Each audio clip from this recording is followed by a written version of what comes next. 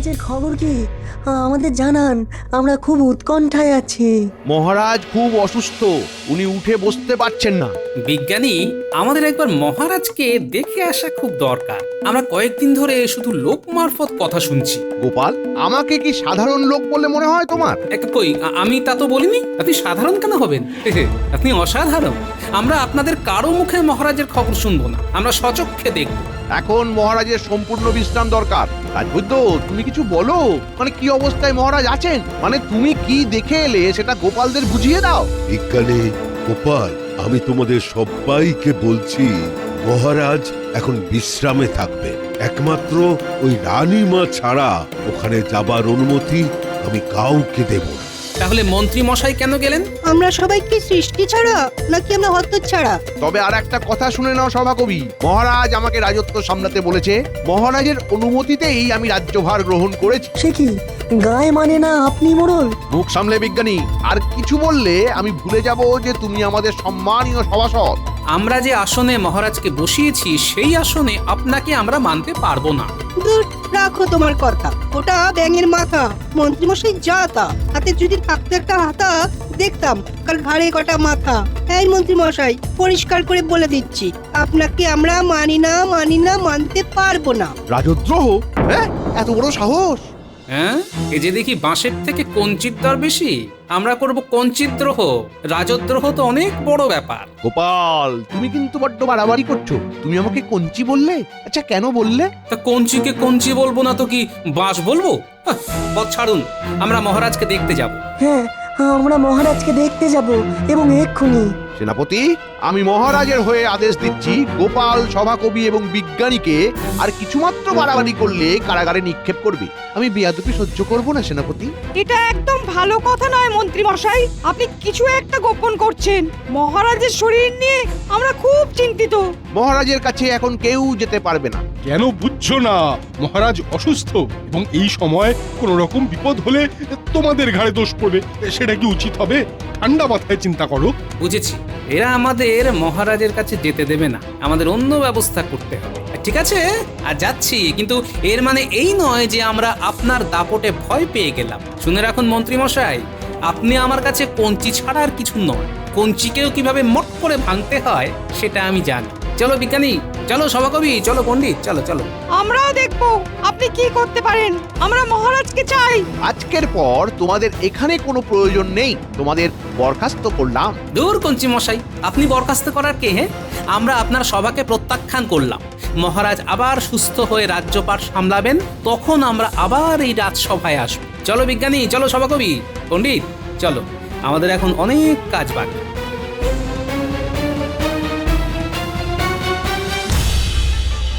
এবার কি হবে মন্ত্রী মশাই? ঢেঁড়া পিটিয়ে দাও। মহারাজের আদেশে রাজদ্রোহিতার অপরাধে বিজ্ঞানী, গোপাল আর সভাকবিকে রাজসভা থেকে বহিষ্কার করা হলো। আর তার সাথে আর একটা কথা, পাঠশালা আজ থেকে বন্ধ, আর পণ্ডিতের মাসোহারাও বন্ধ। ঠিক আছে, ঠিক আছে, আমি এক্ষুনি করছি। জলে বাস করে কুমিরের সাথে বিবাদ। এবার দেখো কি করি তোমাদের হাল। গোপাল, তুমি আমাদের নেতা, কিছু একটা করো যাতে মহারাজ আর রানীমাকে আমরা খুব তাড়াতাড়ি মুক্ত করতে পারি। পণ্ডিত, তুমি ঠিক বলেছ। মন্ত্রী মশাই অসুস্থ মহারাজ আর রানীমাকে গৃহবন্দী করে রেখেছেন। গোপাল, মন্ত্রীমশাই কিন্তু চুপ করে বসে থাকবেন না, উনি কিছু একটা করবেন। আমাদের যত তাড়াতাড়ি হয় মন্ত্রীমশাইয়ের মুখোশটাকে জনগণের কাছে টেনে খুলে দিতে হবে। হ্যাঁ, তোমার বুদ্ধি আর আমাদের সাহায্য, এই নিয়ে আমাদের হবে লড়তে। মন্ত্রীমশাইয়ের করাই কার্য আমাদের ধ্বংস হবেই করতে। শুনুন শুনুন শুনুন, মহারাজের আদেশে আজ থেকে গোপাল, বিজ্ঞানী, সভাকবি আর পণ্ডিতকে রাজসভা থেকে বরখাস্ত করা হলো। পণ্ডিতের পাঠশালা আজ থেকে বন্ধ। শুনুন শুনুন শুনুন। পাঠশালা বন্ধ? বাচ্চা ছেলে মেয়েগুলো পড়বে না গোপাল? ওরা অশিক্ষিত থাকবে? না, পাঠশালা বন্ধ হবে না। দরকার পড়লে আমার বাড়িতে পাঠশালা বসবে, কেউ অশিক্ষিত থাকবে না। পারবো, পারতেই হবে মোদের। লড়াই করে পরাজিত করতেই হবে ওদের। যুদ্ধ শুরু, আমরা সবাই প্রস্তুত ঘরে ঘরে। আমাদের শক্তি দেখে কাঁপবে থরে থরে। পণ্ডিত, কাল থেকে তুমি মন লাগিয়ে ছাত্র পড়াতে থাকো, আমরা মহারাজের বিষয়টা দেখছি। রাজ্যবাসীর সাথে আমাদের সবাইকে কথা বলতে হবে, বুঝলে? আমাদের প্রথম কাজ মহারাজকে উদ্ধার করা। মহারাজ কেমন আছেন কে জানে। শুনুন শুনুন শুনুন, মহারাজের আদেশে আজ থেকে গোপাল বিজ্ঞানী সভাকবি আর পণ্ডিতকে রাজসভা থেকে বরখাস্ত করা হলো। মানে গোপাল বিজ্ঞানী সভাকবি আর ওই পণ্ডিতকে মহারাজ বরখাস্ত করেছেন? এ তো বিশ্বাস করা যাচ্ছে না। না না না না না না, এ অন্যায় অন্যায়, মহারাজ খুব অন্যায় করেছেন। পণ্ডিতের পাঠশালা আজ থেকে বন্ধ। শুনুন শুনুন শুনুন। শুনলে শুনলে রানী, মন্ত্রী কত বড় ধূর্ত, কত বড় বদমাইশ, আমাকে শিখণ্ডী করে ওর উদ্দেশ্য চরিতার্থ করছে। রানী, গোপাল বিজ্ঞানী পণ্ডিত আর সভাকবি কি এই ঘোষণা বিশ্বাস করবে? মহারাজ, আপনি শান্ত হন। আপনার শরীর খারাপ, আপনি উতলা হবেন না। আমার মন বলছে গোপাল কিছু একটা চমৎকার দেখাবে মহারাজ। তাহলে তো গোপালের সাথে একটু দেখা করতে হবে। এখন তো সম্ভব নয়, আমরা তো গৃহবন্দী মহারাজ। দাসীকে কোনোভাবে গোপালের সাথে দেখা করানো যায়?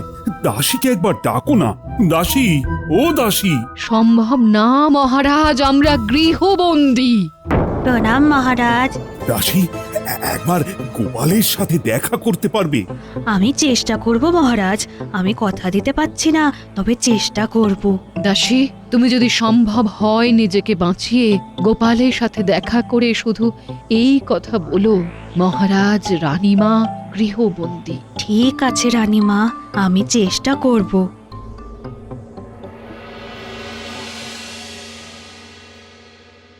গোপাল দাদা, তোমাদের মহারাজ বরখাস্ত করেছেন? মহারাজের কি মাথা খারাপ হয়ে গেল নাকি? মহারাজ করেননি, আমাদের বরখাস্ত করেছেন মন্ত্রী মশাই। কি বলে মন্ত্রী মশাইর এত সাহস, কিন্তু মহারাজ সেটা মেনে নিলেন? মহারাজ আর রানীমা দুজনে গৃহবন্দী, মন্ত্রী মশাই ওনাদের দুজনকে গৃহবন্দী করে রেখেছে। গোপাল দাদু, আমরা কাল থেকে পাঠশালা যাব না? পাঠশালা বন্ধ করে দেবে? হ্যাঁ, অতই সোজা। কাল থেকে আমার বাড়ির উঠোনে বসবে তোদের পাঠশালা। গোপাল দাদু, মহারাজ খুব কান্না পাচ্ছে। গোপাল দাদু খুব খুব কান্না পাচ্ছে। মহারাজের জন্য না খুব কষ্ট হচ্ছে। কিচ্ছু চিন্তা করিস না, একটু সময় দে, সব ঠিক হয়ে যাবে। আর ভোলা, তুমি প্রত্যেক রাজ্যবাসীকে জানাও মহারাজের বিপদের কথা আর মন্ত্রীর বিশ্বাসঘাতকতার কথা। ঠিক আছে গোপাল দাদা, তুমি যা বললে তা আমি ঠিক করব। কিন্তু নিজেকে বাঁচিয়ে, কেমন? মহারাজকে সাহায্য করতে গিয়ে যদি আমার প্রাণও যায় তাতে কিচ্ছু আসে যাবে না, কিন্তু মহারাজকে মুক্ত করতেই হবে।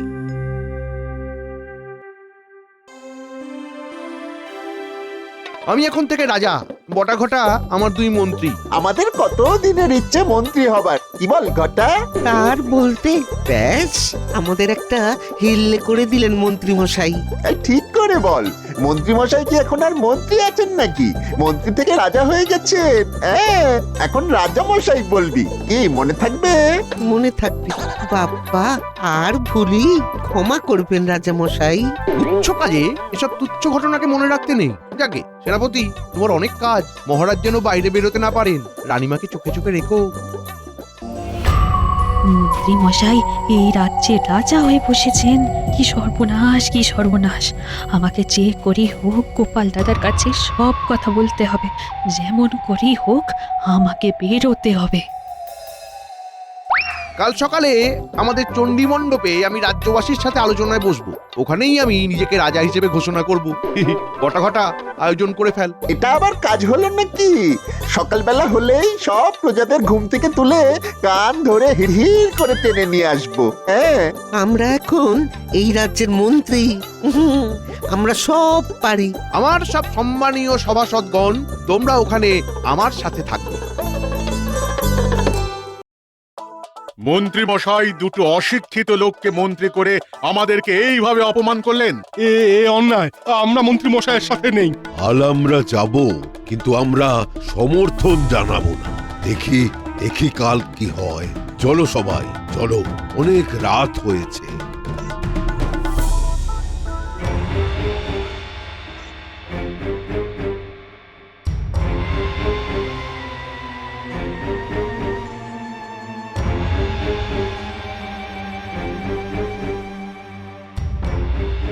কি গো, বলি ঘুম হবে না? না গিন্নি, ঘুম আসছে না গো। যতবার ঘুমানোর চেষ্টা করছি ততবার শুধু অসহায় মহারাজ আর রানীমার মুখটা মনে পড়ছে গিন্নি। না না গিন্নি, কিছু একটা আমাকে করতেই হবে। কি করবে? কিছু ভেবেছো? তুমি শুয়ে পড়ো গিন্নি, আমি একটু চিন্তা করব, বুঝলে? বেশি দেরি করলে সব হাতের বাইরে চলে যাবে গিন্নি। হে উপরওয়ালা, একটা কিছু বুদ্ধি আমায় দাও। সবাই আমার মুখ চেয়ে বসে আছে। গোপাল, আমাকে মনে পড়ে? পিড়িং ভূত! ও উপরওয়ালা, তুমি ঠিক সময়ে পিড়িং ভূতকে আমার কাছে পাঠিয়ে দিয়েছো। শোন গোপাল, তুই মানুষ ভালো, তাই তোর কাছে এলাম। আমি জানি তুই খুব চিন্তায় আছিস। চিন্তা মানে চিন্তার পাহাড় পিড়িং ভূত। ওরে, আমি সব জানি। অতীতে কি ছিল, বর্তমানে কি হচ্ছে, আর ভবিষ্যতে কি হবে। ভবিষ্যতে কি হবে? ভবিষ্যৎ জেনে কি হবে, এখন বর্তমান নিয়ে ভাব। তোকে মহারাজ আর রানীমাকে উদ্ধার করতে হবে। আমি তোকে একটা বিশেষ ক্ষমতা দিচ্ছি। কি ক্ষমতা? আমি এখন কয়েকদিন তোর মধ্যে বাস করব। তোর মধ্যে একটা ক্ষমতা চলে আসবে। তুই যার দিকে তাকিয়ে হাত নাড়বি, সে সব ভুলে গিয়ে সত্যি কথা বলতে থাকবে। বাহ, খুব ভালো। কিন্তু সেটা কি করে করব? মন্ত্রীকে সবার মাঝে পাবো কোথায়? কাল সকালেই পাবি। কি করে? আমি তো সব কিছু দেখতে পাই। আমি দেখেছি রাজপ্রাসাদের মধ্যে তোদের ওই কঞ্চি মন্ত্রী নিজেকে কাল চণ্ডী মণ্ডপে সকলের সামনে রাজা হিসেবে পরিচয় দেবে। ওটাই তোর কাছে সুবর্ণ সুযোগ, বুঝলি গোপাল? বাহ, তাহলে তো খুব ভালোই হলো। আমি একেবারে ছাড়া হাত পা হয়ে গেলাম। আচ্ছা পিড়িং ভূত, মহারাজ রানীমা কেমন আছেন? ওদের খবর কিছু জানো? জানবো না মানে? আরে জানাটাই তো আমার কাজ। মহারাজের শরীর খুব খারাপ, তোর সাথে দেখা করতে চায়। রানীমার দাসীকে নির্দেশ দিয়েছেন, আর দাসীও সুযোগ খুঁজছে তোর সাথে দেখা করবে বলে। যাক, তুমি আমার রাতে শান্তির ঘুমের ব্যবস্থা করে দিলে। কাল সকালে আমি ঠিক সময় করে তোর ওপর ভর করব। যা যা, এখন ঘুমোতে যা। আমি ওই গাছের মগ ডালে গিয়ে বিশ্রাম নিই।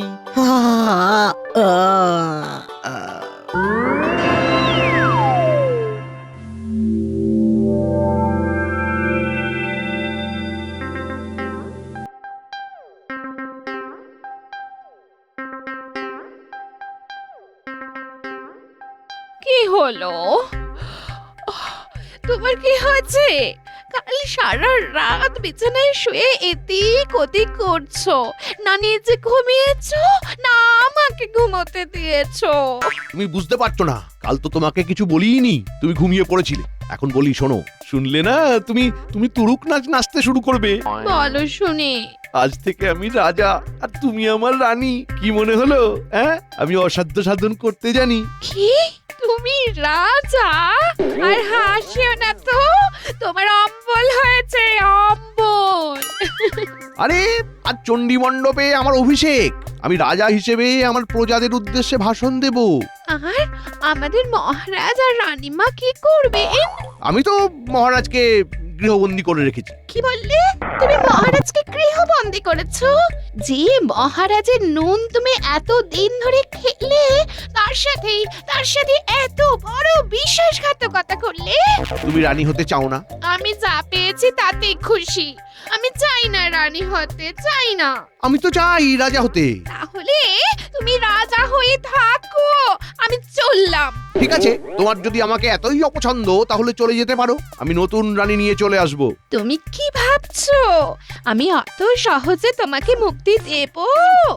আমি এখানেই থাকবো আর এখান থেকে তোমার পতন দেখবো, পতন। শোনো, গোপাল আছে, গোপালের বুদ্ধির কাছে না তুমি কিচ্ছু না। গোপাল ঠিক কিছু একটা ঘটনা ঘটাবে, ওর ওপর আমার খুব খুব বিশ্বাস আছে। আজ রাজা হয়েই প্রথম কাজ হলো গোপাল, বিজ্ঞানী, পণ্ডিত আর সভাকবিকে এই রাজ্য থেকে বিদায় করতে হবে। কেউ আমার কিচ্ছু করতে পারবে না, কেউ না, কেউ না। আজকে আমি রাজা হব। রাজা।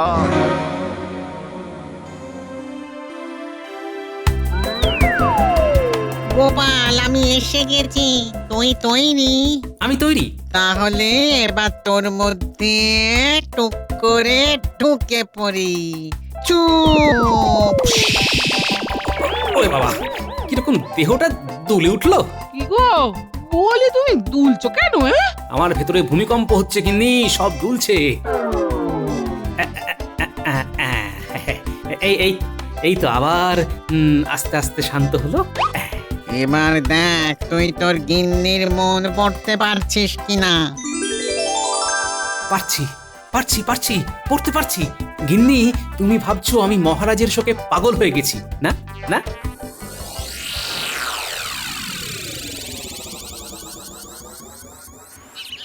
সবাই চলে এসেছো? গোপাল, চলে এলাম। আজ থেকে এখানেই পাঠশালা হবে তো? তার আগে আমরা তো মহামন্ত্রীর রাজা হবার অনুষ্ঠান দেখতে যাব। তুমি কি বলছো গোপাল? মন্ত্রী মশাই রাজা হবেন আর সেটা দেখতে যাব? আমি কি পাগল? পাগল হলে গোপাল তুমি এক রাতের মধ্যে? তোমার মতিগতি নিয়ে আমরা আছি ধন্দে। কি সভাকবি, তুমি এটাই ভেবেছিলে তো? দেখলে, হ্যাঁ? আমি তোমার মনের কথা কিরকম দেখতে পেয়ে বলে দিলাম। তাজ্জব! এই পুটি, আমার দিকে অমন করে তাকাস না তো। অবাক হবার অনেক জিনিস দেখতে পাই। এখন চণ্ডী মণ্ডপে চল দেখি, আমাদের কঞ্চি মশাই কি বলছে শুনি। গেনি, তুমিও চলো, দেখে খুব মজা পাবে। চলো পণ্ডিত, আবার কাল থেকে তোমার পাঠশালা খুলে যাবে, আর দেরি করলে সব ঘেটে যাবে। চলো চলো চলো।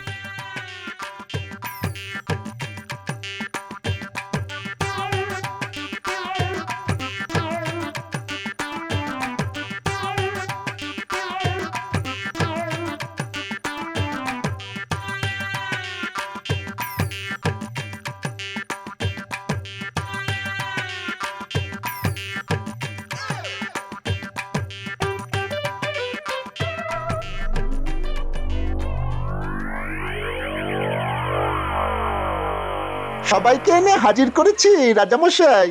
এবার আপনার প্রবচনটা শুরু করুন। কে রাজা? কে রাজা? আমরা ওকে রাজা বলে মানি না। আমাদের রাজা মহারাজ কৃষ্ণচন্দ্র রায়। মহারাজ অসুস্থ, আমি তো মহারাজের আদেশ অনুযায়ী রাজ্যপাট সামলাচ্ছি। কি মন্ত্রী মশাই, বলছি আর কত মিথ্যে বলবেন? মুখ সামলে গোপাল, তুমি কৃষ্ণনগরের রাজাকে অপমান করছো। হ্যাঁ,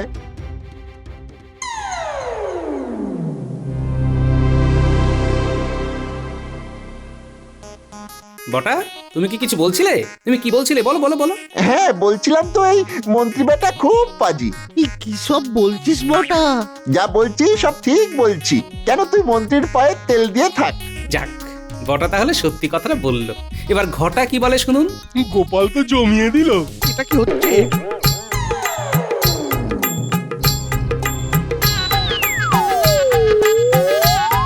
গোপাল, তুমি জানো না এই মন্ত্রী মশাই একটা পাজির পা ঝাড়া। মহারাজকে গৃহবন্দী করে রেখে রাজা হয়ে বসেছে। এই এই এই এই এই কি সব উল্টো পাল্টা বলছিস? তাহলে ঠিকটা আপনিই বলুন।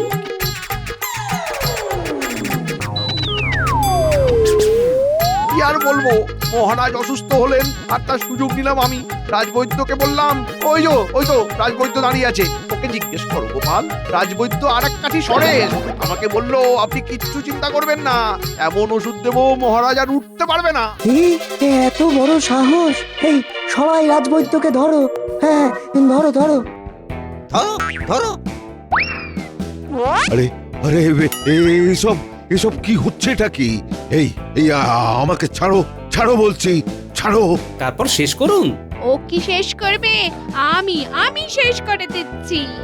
কালে আমাকে বলছিল আমি রাজা হব আর তুমি রানী হবে। বলছিল। আরে কি আশ্চর্য, আমি রাজা হলে আমার গিন্নি রানী হবে না তো কি হবে বলো দেখি গোপাল? সেনাপতি ওখানে দাঁড়িয়ে থাকলে হবে, এসো মন্ত্রীকে কারাগারে নিয়ে যাও। হ্যাঁ এই এসো তো, এসো আমাকে কারাগারে নিয়ে যাও। আমার খেলা শেষ, মানে পিড়িং ভূতের খেলা শেষ। এবার মহারাজকে উদ্ধার করতে হবে। সেনাপতি, মন্ত্রী মশাই মানে কঞ্চি মশাইকে কারাগারে নিয়ে যাওয়ার আগে একটু দাঁড়াও। মন্ত্রী থুড়ি, কঞ্চি মশাইকে একটা জিনিস দেখাবো। ঠিক আছে। গোপাল দাদা তুমি অসাধারণ। আরে ধুর, আমি একটি সাধারণ মানুষ, আমার কাজটি হলো শেষ। সভাকবি পরের পংক্তিটা বলো। মহারাজই চালাবি দেশ। তোমরা সবাই শুনে রাখো, যে বা যারা মহারাজের বিরুদ্ধে যাবে তাদেরই এই হাল হবে। মহারাজ অসুস্থ, তাই রানীমা এখন রাজ্যপাট চালাবে। বাবা, খেলা দেখালে বটে। আমি তো নিমিত্ত মাত্র। আমার ভেতরে বসে আছেন পিড়িং ভূত, তিনিই আমাকে দিয়ে এইসব কাজ করিয়েছেন। পিড়িং ভূত বেরিয়ে এসো, সবাইকে দেখা দাও।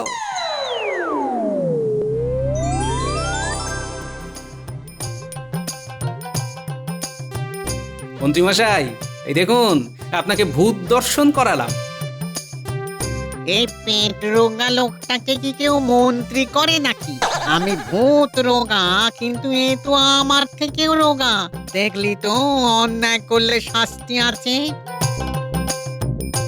গোপাল, এবার মহারাজের কাছে গিয়ে মহারাজকে বলে দে যে দোষী ধরা পড়েছে।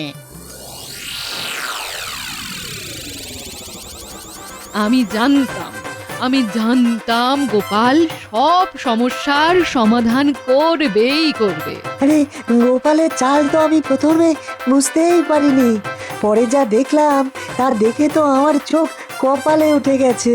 হ্যাঁ, বিপদে আমার গোপালই ভরসা। বিপদে আমাদের ভরসা গোপাল। গোপাল ফেরালো আমাদের কপাল। সাধু সাধু সাধু সাধু।